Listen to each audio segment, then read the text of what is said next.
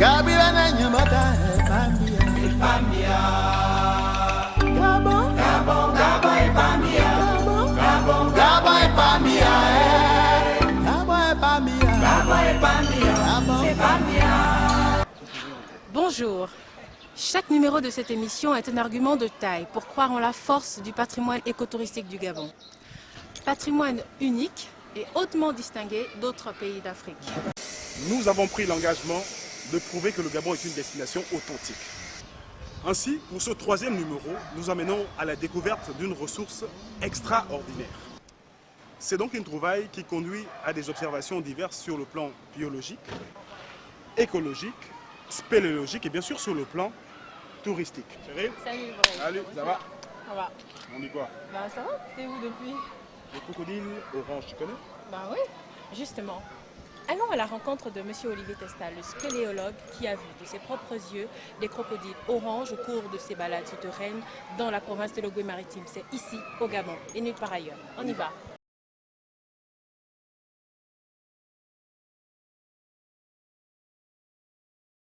Bonsoir mesdames et messieurs, vous êtes sur Gabon ma destination, émission de tourisme, de loisirs et d'environnement. Nous sommes donc en présence du spéléologue français Olivier Testa. Olivier, bonsoir.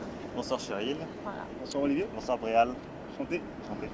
Vous êtes explorateur, Olivier Testa, explorateur spéléologue de nationalité française. Vous êtes venu spécialement au Gabon pour pouvoir prouver l'existence des crocodiles oranges ici au Gabon. Mais avant d'aller plus loin, qu'est-ce qu'un spéléologue, Olivier? Un spéléologue, Cheryl, c'est un spécialiste du milieu souterrain. D'accord. C'est quelqu'un qui va entrer dans les grottes, D'accord. puisque les grottes c'est un milieu caché, c'est souterrain, personne ne peut y aller comme ça. Et donc le spéléologue, sa spécialité, c'est de rentrer dans ces grottes en toute sécurité pour pouvoir en ressortir vivant. Ok, mais justement, moi j'ai une question. Pourquoi cette passion pour la spéléologie? Pourquoi pas un autre domaine de la science? Pourquoi seulement la spéléologie? Bah, chacun sa spécialité. Moi, ce qui m'intéresse dans les grottes, c'est que c'est un milieu caché. Quand même par des images aériennes, des images satellites, etc., on ne peut pas savoir ce qu'il y a sous terre si on n'y va pas. Donc moi, ma spécialité, c'est ce milieu noir caché où on ne sait pas ce qu'on va découvrir. Par exemple, les hommes préhistoriques, on sait très bien qu'il y a quelques milliers d'années, au Gabon, les premiers hommes ont fait des cérémonies, des choses comme ça dans des grottes. On a perdu tout ce qui s'est passé au Gabon pendant ces milliers d'années et les vestiges, on les retrouve dans ces grottes. Exactement. Donc on va dire que finalement c'est un métier qui est au cœur donc, du goût, le goût du risque, le goût de l'aventure. Alors le goût de l'aventure, le goût de la découverte. Et il faut avoir l'esprit très ouvert. Quand on rentre dans une grotte, on ne sait pas ce qu'on va découvrir. Est-ce qu'on va découvrir un crocodile orange? Est-ce qu'on va découvrir des chauves-souris? Est-ce qu'on va découvrir des remplissages sédimentaires? Est-ce qu'on va retrouver un serpent, un anaconda par exemple? Est-ce qu'on va retrouver un anaconda, une panthère? Ou est-ce qu'on va trouver des peintures rupestres? Et c'est le fait de ne pas savoir ce qu'on va découvrir qui nécessite d'avoir un regard très ouvert, très observateur. Et ensuite, après cette première exploration, on va aller voir un scientifique, un biologiste, un archéologue, un entomologiste qui va nous aider à comprendre l'histoire de la grotte. Alors moi j'ai une autre question. Finalement, Olivier, vous parcourez le monde à travers ce métier. Vous découvrez des régions, des pays. Aujourd'hui, vous avez visité déjà combien de pays à peu près? Alors je compte pas, mais on a fait des expéditions. Donc la spéléologie, c'est quelque chose qui se fait en équipe. On ne fait pas de la spéléologie tout seul. C'est vraiment un groupe, une équipe. Donc je vais souvent dire on parce que je ne suis pas seul. Mais j'ai monté des expéditions au Cameroun, au Gabon, au Congo, en Chine, où il y a des grottes gigantesques, des grottes qui font... la grotte qu'on explore en Chine fait 185 km. 185 km 185 km de longueur. Oh. Donc avec des galeries qui font 50-80 mètres de large. Un vrai voyage. C'est un labyrinthe, etc. Ouais. On ne trouve pas encore ça au Gabon. Il y a la grotte de Paon qui se situe à Lastourville, qui a une salle tellement grande qu'on pourrait mettre un terrain de foot. Et à l'intérieur, ici au Gabon, c'est une grotte totalement noire, c'est souterrain. Il y a des chauves-souris par centaines de milliers et la salle est tellement grande qu'on pourrait mettre un terrain de football. C'est incroyable. Super. Mais personne, on ne peut pas deviner ça. Quand on est dans la forêt au-dessus, on voit la forêt, il y a des trous, il y a des bosses. Et on ne peut pas deviner qu'en dessous de la terre, là, c'est creux. Pas possible. Voilà. Donc chaque pays a sa spécificité. Mhm. Et au Gabon, on recherche plus évidemment des restes archéologiques ou des histoires de biologie. Mhm. En Chine, c'est plutôt des grandes grottes. Au Chili, c'était des grottes un peu extrêmes, ce qu'on a appelé des glaciers de marbre. C'est finalement la magie de tout ce métier, la découverte. C'est ça, c'est qu'on ne peut pas savoir à l'avance ce qu'on va découvrir. Mais, et c'est ça qui- mais vous avez peur quand même, quelque part, de savoir que vous ne savez pas sur quoi vous pouvez tomber. Bon non, on n'a pas peur. Vous n'avez pas peur. Mais non, enfin, moi, évidemment, quand je suis ici, quand je rentre dans un boyau, je me dis, j'espère qu'il n'y a pas un serpent au fond, j'espère qu'il n'y a pas un crocodile. Donc il y a quand même... toujours prudent. on est toujours sceptique, prudent. on reste sceptique. Mais bon, la grotte, c'est mon métier, donc je ne considère pas prendre de risques en faisant de la spéléologie. D'accord. Et donc en venant au Gabon, vous saviez déjà qu'il existait ce type de crocodile orange, justement, qui fait l'objet de notre rencontre. Alors, on ne savait pas qu'il y avait des crocodiles oranges, mais on savait que dans la région d'Abanda, c'est-à-dire au nord de Ndougou, dans D'accord. l'Ogo-Maritime, Ouais. il y avait deux spéléologues, donc Claude Vérotte, qui est prospecteur forestier et qui s'intéresse aussi aux grottes, et Marco Marti, qui avaient découvert des grottes et ils avaient dit qu'il y avait des crocodiles à l'intérieur. Ils n'étaient pas entrés plus que ça. Puis ensuite Richard Oslisli, qui travaille à la Ouais. NPN, qui est retourné en 2008 et qui m'a fait une photo avec tous ces yeux de crocodile dans la grotte. Il m'a dit, Olivier, il faut qu'on y aille. Et D'accord. du coup, en 2010, on a monté une première expédition. Et en sortant ces crocodides, donc, on s'est rendu compte qu'ils avaient une couleur orange. Et ça, c'est mais tous les exceptionnel. crocodiles de cette région, On a de cette grotte, je veux dire. Non, en fait, il y a un seul crocodile qu'on a sorti qui était orange Ok. cette année-là. Puis l'année suivante, on a sorti d'autres crocodiles qui étaient orange, beaucoup qui sont de couleur normale. Ok. Et bon, on s'est rendu compte que les grands crocodiles étaient plutôt orange et ceux qui étaient plus petits, plus jeunes, étaient de couleur normale. Et donc on pense que c'est avec le temps que la couleur se change vu qu'ils vivent dans un milieu très acide, plein de chauves-souris. Alors, on va marquer une légère pause. On va regarder ces images Oui. images passionnantes de votre expédition récente dans l'Ogo-Maritime. Oui. On va regarder cela et puis juste après, on se retrouve. On va regarder ces images. Merci.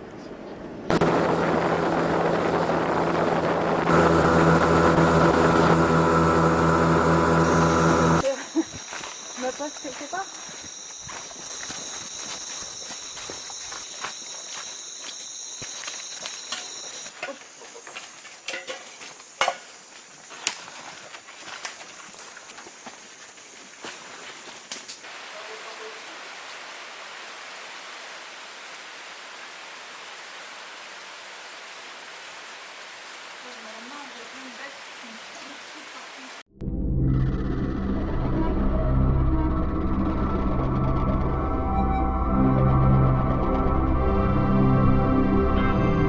Voilà, de belles images, Olivier, de très belles images, une expédition très enrichissante. J'ai vu avec vous une équipe.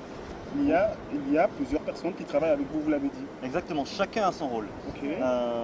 Les grottes, c'est un milieu dont on peut découvrir différents types de choses. Et donc une mission spéléologique est pluridisciplinaire. Ok. Et donc là, sur cette expédition, à Banda 2015, donc il y avait moi et Stéphanie qui sommes spéléologues, qui faisons la topographie des grottes, Ok.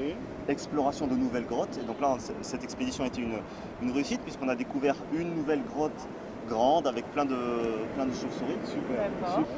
Il y avait aussi donc Stéphane Thier qui est biologiste à l'université des sciences et techniques de Massoukou, Ok. qui lui a fait tout un travail de piégeage de petits rongeurs et de petits rongeurs. Il avait un piège à poils Ok. qui lui permettait de récolter des poils de rongeurs pour pouvoir étudier Super. l'ADN de ces D'accord. chauves-souris, Super. pour voir la différence qu'il y a entre les chauves-souris à côté des grottes et ceux qui sont un peu loin. Mais c'est très malin ça. C'est très malin. Ces pièges, Ok. non mais ça paraît drôle, mais Ok. ces pièges, c'est la première fois qu'ils sont utilisés en Afrique centrale. Super. Donc c'est une D'accord. première. Et le Gabon a eu le privilège et l'honneur d'expérimenter cela. Exactement, il a expérimenté cette technique ici, Ok. et avec un très grand succès. Je crois qu'il y a eu 26 pièges qui ont fonctionné. Super. Voilà. D'un autre côté, donc, dans l'équipe, il y avait Mike Makaya, Ok. qui est géologue, pareil, à l'USTM, et qui, lui, a fait des recherches sédimentaires. C'est-à-dire il a étudié dans les grottes les remplissages de guano, de terre, etc. qui se sont passés, puisque d'année en année, de siècle en siècle, il y a un petit peu de terre qui rentre dans chaque grotte. D'accord. Et en analysant ça, on arrive à reconstituer le climat passé et comprendre comment les grottes se sont creusées et surtout ensuite, pourquoi est-ce qu'on trouve des crocodiles? Parce que ce que je ne vous ai pas dit, c'est qu'il n'y a que 2 endroits au monde où on trouve des crocodiles dans les grottes, c'est Madagascar et le Gabon. Ah bon? Donc c'est exceptionnel. Alors c'est là, géant. vraiment, on découvre avec vous. Mais une fois de plus, le Gabon est a C'est une une richesse destination, mais particulière. oui, c'est Très vraiment prisée. exceptionnel. Mais- C'est vraiment exceptionnel. Olivier, parlez-nous un peu de vos installations. Comment vous arrivez à fouiller les grottes, comment vous arrivez à pénétrer, comment vous vous organisez justement?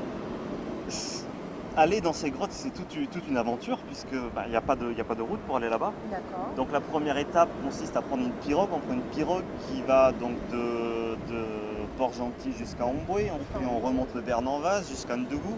On va remonter la rivière Hollandais.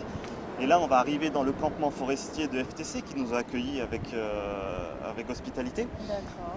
Puis ensuite, il faut transporter tout le matériel d'exploration, le camp, les tentes, la nourriture, Toute une logistique.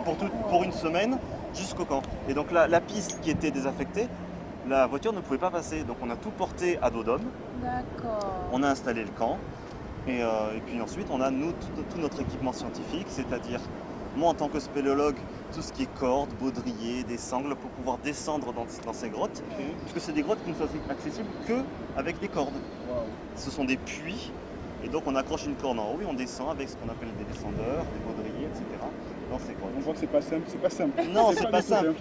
Alors moi je voudrais revenir sur les crocodiles parce que ça m'intéresse beaucoup.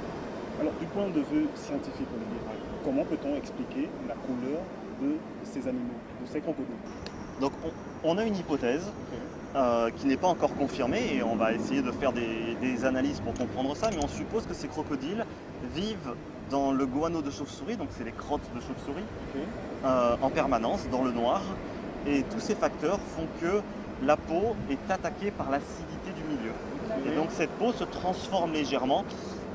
Un peu comme moi qui suis blanc quand je vais au soleil, je deviens Tout bronzé. Un peu bronzé, ouais. Et ouais. lui c'est contraire, quand il est dans une grotte, Ouais. avec l'acidité, sa peau devient orange. Donc c'est notre hypothèse. En dehors de ça, donc il n'y a pas d'autre distinction? Ce sont des crocodiles qui sont de la famille des crocodiles nains du Gabon, Ostolaemus tetraspis, le nom scientifique. Non scientifique. Donc ce sont des crocodiles qui peuvent faire jusqu'à 1,90 m de longueur. D'accord. Les crocodiles qu'on a trouvés dans ces grottes sont beaucoup plus trapus, beaucoup plus épais. D'accord. À longueur égale, un crocodile des grottes est plus épais parce qu'on pense qu'il mange uniquement des chauves-souris, des criquets, des choses qu'un crocodile ne mange pas d'habitude. D'accord. Et donc il a une nourriture assez pauvre, et il grossit plutôt que ce qu'il grandit. Super. D'autre part, mais ils sont aveugles, ils voient rien, donc quand on s'approche d'eux, ils ne nous voient pas. Carrément, il ne va pas. Ouais, ils ne voient pas. Oula. Donc ils sont totalement habitués, ils sont habitués à chasser ces chauves-souris et à manger ce guano où il y a des petites fourmis, des cafards, des criquets, ce qui n'est pas une nourriture de crocodile. Ah oui, et c'est pas très consistant pour eux. C'est ça. Alors j'ai pas goûté, j'ai pas goûté le crocodile, mais je sais pas s'il a le même goût que les autres. D'accord Olivier, donc après cette passionnante aventure, est-ce que, on va dire à quand la prochaine expédition? Eh ben non, pas longtemps. Je reviens le mois prochain avec l'Agence nationale des parcs nationaux, sous la direction de Richard Osvisli, dont je vous parlais, qui est mon collègue. Et on va passer un mois dans les grottes de l'Astourville, qui sont des grottes qui ont été... Qu'on va aménager pour jouer au football. Mais on espère nous aussi Non, être de la on va- partie. On espère aussi Ah nous oui. être de la Ah partie. oui, mais il faut mettre l'éclairage alors. Il n'y a pas de problème. Ça va se faire. Donc on va passer un mois dans les grottes de l'Astourville, qui sont des grottes très importantes, très nombreuses, qui ont été explorées pour la première fois dans les années 70, puis ensuite par Richard dans les années 80. Et aujourd'hui, on recommence l'exploration et on va mener un programme sur 3 ans pour mieux comprendre comment est-ce que ces grottes sont construites et, espérons-le, à la fin de ces 3 ans, pour pouvoir arriver à l'aménagement d'une grotte touristique, ce qui serait une première en Afrique subsaharienne, puisqu'aujourd'hui, Génial. il n'y a aucune grotte dans cette région-là qui est aménagée pour le tourisme, et ce serait un très bon atout pour l'Astourville, vu ce qu'on a déjà vu. Quoi qu'avec les crocodiles, quand même, dans cette zone-là, Bon, mais il n'y a pas C'est trop. pas risqué. non. Là, c'est à la Stormville, il n'y a Ah, pas ok, de crocodile. ok, ok. Il y a beaucoup de chauves-souris. on comprend mieux. Voilà. Alors, Olivier, avant de nous quitter, on va peut-être parler un tout petit peu du Gabon. Oui. Ça devient une destination privilégiée pour toi. Oui. Un petit mot quand même sur le Gabon. Le Gabon a beaucoup de potentiel touristique. C'est un pays qui est très peu connu, enfin même il y a beaucoup de choses à faire sur le Gabon en termes de communication pour faire émerger ce pays en termes touristiques, mais c'est un pays qui est extrêmement calme. Ouais. Les Gabonais sont extrêmement accueillants par rapport aux autres pays de la zone. C'est incroyable. Enfin, j'ai travaillé un petit peu en RDC, au Congo, au Cameroun. Le Gabon est très différent. Avec tous ces parcs nationaux qui couvrent, je crois, 13-15% du territoire, Oui, c'est un atout qui est indéniable pour le Gabon. Avec des éléphants, des gorilles, Une des biodiversité, crocodiles, le lion qui va revenir. Oui, Effectivement. c'est vrai. Donc, plus ensuite tout cet aspect culturel, Oui, les différents peuples qu'on trouve au Gabon, oui. qui font qu'il y a une richesse culturelle qui peut intéresser le touriste étranger. D'accord. Mais voilà, Olivier, c'était ton dernier mot, on va le dire comme ça. Tout à fait. Voilà, donc Je nous vous on a remercie été de m'avoir très ravis. accueilli. On a été très ravis. Madame, Messieurs, Gabon Ma Destination se poursuit sur un dernier mot de Chérie. Je crois qu'on va parler un tout petit peu De la Touristoff. Voilà. Alors la Touristoff, n'oubliez pas les amis, c'est votre jeu concours que nous lançons donc sur le réseau social Facebook. N'oubliez pas d'envoyer vos photos sur la page Gabon Ma Destination officielle.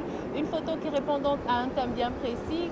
Pour le moment, le thème c'est paysage vert, si je ne me C'est trompe exact, pas, Bréal, paysage voilà. vert, voilà. Donc vous postez votre photo sur la page Facebook de l'émission et voilà, vous attendez simplement qu'on puisse répondre et vous pourrez gagner des lots, pourquoi pas, Bréal. Mais oui, des lots.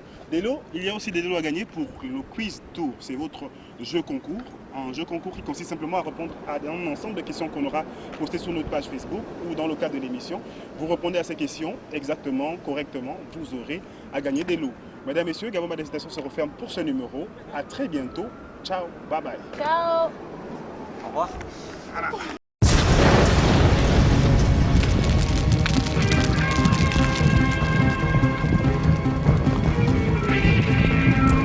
Situé au Carrefour GP au quartier Nzengayong, Life Fitness Club est votre nouvel espace de sport.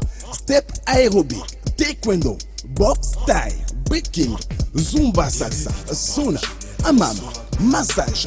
Attention, tarifs spéciaux pour les entreprises. Life Fitness Club, c'est un parking réservé, un matériel de dernière technologie, une équipe de spécialistes à votre service. Contact 04 79 91 91. Life Fitness Club, une équipe de spécialistes à votre service. Service. Quand je rappe